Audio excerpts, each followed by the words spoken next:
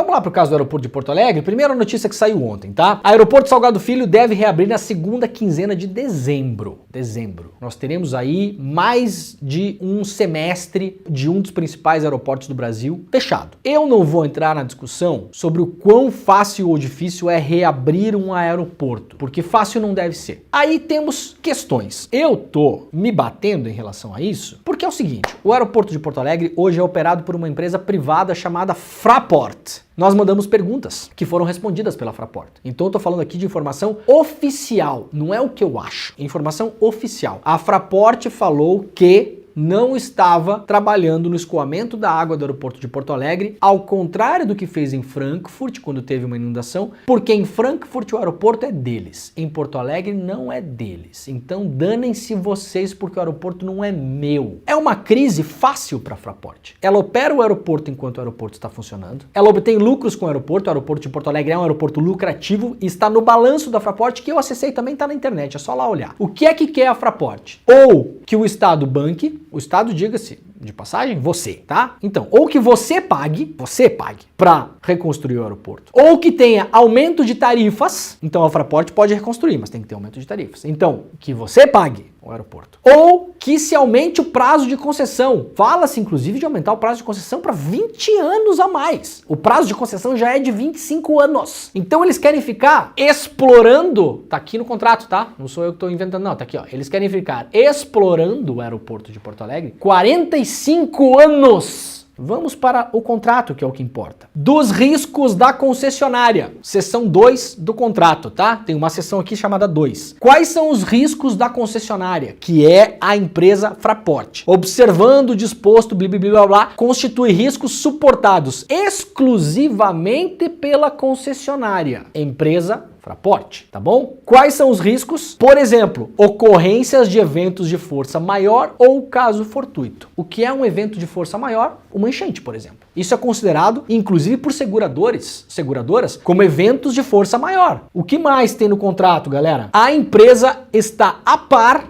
Presta atenção que está escrito no contrato de concessão. A empresa Fraport declarou em contrato que foi assinado com a ANAC que ela está a par da situação geológica do aeroporto. Tá? Ela está a par, diferente da prevista para a execução das obras, salvo no tocante ao item não sei o que não exclui isso aqui. Então, a empresa, ela sabe da situação geológica do aeroporto para assumir o aeroporto. Isso aqui está no contrato, isso aqui está assinado pela empresa. A concessionária também, empresa, Fraport, ela declara que, por contrato, tem pleno conhecimento da natureza e extensão dos riscos por ela assumidos. Ter levado tais riscos em consideração na formulação de sua proposta e assinatura do contrato de concessão. Então ela sabe a situação geológica do aeroporto, ela tem por obrigação assumir os riscos por eventos de força maior ou fortuito, como no caso de guerra, enchente, tornado, biriri bororó. Ela tem pleno conhecimento dos riscos e ela levou os riscos em consideração ao assumir esse negócio. Isso está no contrato da Fraport com a ANAC. O que mais tem no contrato? Os seguros. Contratar e manter em vigor durante todo o prazo da concessão a apólice de seguro com vigência mínima de 12 meses que garantam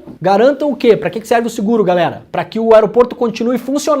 É para isso que serve um seguro, beleza? Os seguros cobrem danos causados aos bens móveis e imóveis que integram a concessão nos termos do contrato, incluindo danos decorrentes do caso fortuito ou força maior. Ou seja, você tem que fazer um seguro para que o aeroporto continue funcionando e o seguro precisa cobrir danos decorrentes de casos fortuito ou força maior. O que é força maior? Guerra, enchente, furacão, tornado, não sei o que, exceto as coisas que são excluídas expressamente pelo seguro. Já entendemos que a Fraport é responsável por cobrir eventuais prejuízos em casos de força maior ou coisas fortuitas que acontecem, tá bom? É a responsabilidade da Fraport. A Fraport declarou que estava ciente dos riscos que ela corre ao assinar o contrato. A Fraport declarou que está ciente da situação geológica do aeroporto. O que diz o seguro? 4 vezes a palavra enchente é citada na apólice de seguro. Bora lá. Riscos excluídos do seguro. Excluídos. Isso aqui é uma cláusula padrão, tá? cláusula padrão, riscos excluídos, prejuízos não indenizáveis, bens não compreendidos no seguro. Então, além dos riscos excluídos,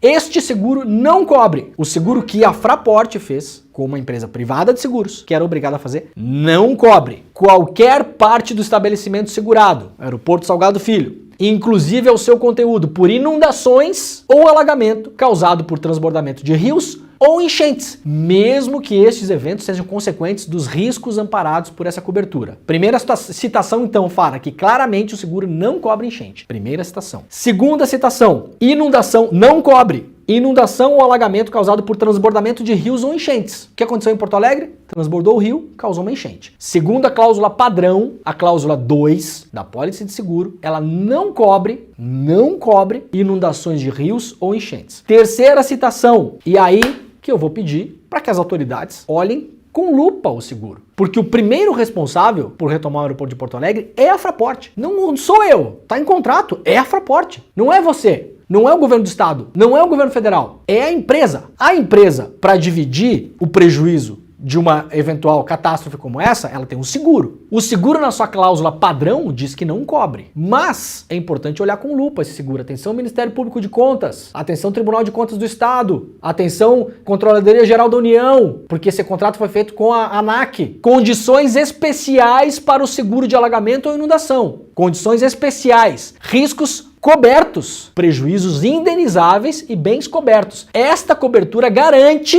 até o limite da indenização, as perdas e danos materiais causados diretamente ao estabelecimento por alagamento ou inundação, conforme definidos nessas condições. Definições. Alagamento. O que é? Entrada de água no local de risco devido ao acúmulo ocasionado por aguaceiro, tromba de água ou de chuva, resultante da obstrução ou insuficiência de esgotos, galerias pluviais e desalgadouros públicos. Item B. Enchente. Então, na cláusula padrão diz que não cobre. Nas condições especiais para o seguro, diz que cobre enchente. Tá aqui, ó.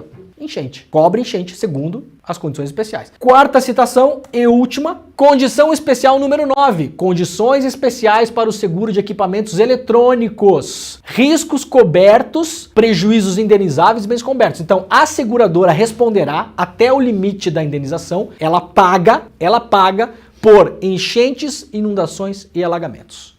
Então é o seguinte, meus camaradas. Temos um contrato entre um ente privado e o Estado brasileiro. Neste contrato, o ente privado chamado Fraport diz que está a par da situação geológica do aeroporto, que sabe dos riscos que corre, que é responsável em casos de força maior ou casos fortuitos, que é o caso de uma enchente, por exemplo, uma guerra, etc., né? Para diluir o seu possível prejuízo e também por força de contrato, porque era obrigada a fazer, ela contrata um seguro. Aqui está a pólice do seguro. O seguro, por padrão, diz que não cobre enchente, mas o seguro traz duas condições especiais que são citadas nominalmente aqui no seguro, onde diz que são riscos cobertos, prejuízos indenizáveis e bens cobertos em casos de enchente. Tá aqui a palavrinha, ó, enchente, está escrito enchente. É preciso que o poder público olhe para estes contratos, para que eles possam ser, no mínimo, contestados. Eu não tô aqui dando nenhuma decisão final se a seguradora é obrigada ou não. Eu não sou o Poder Judiciário, eu não sou Controladoria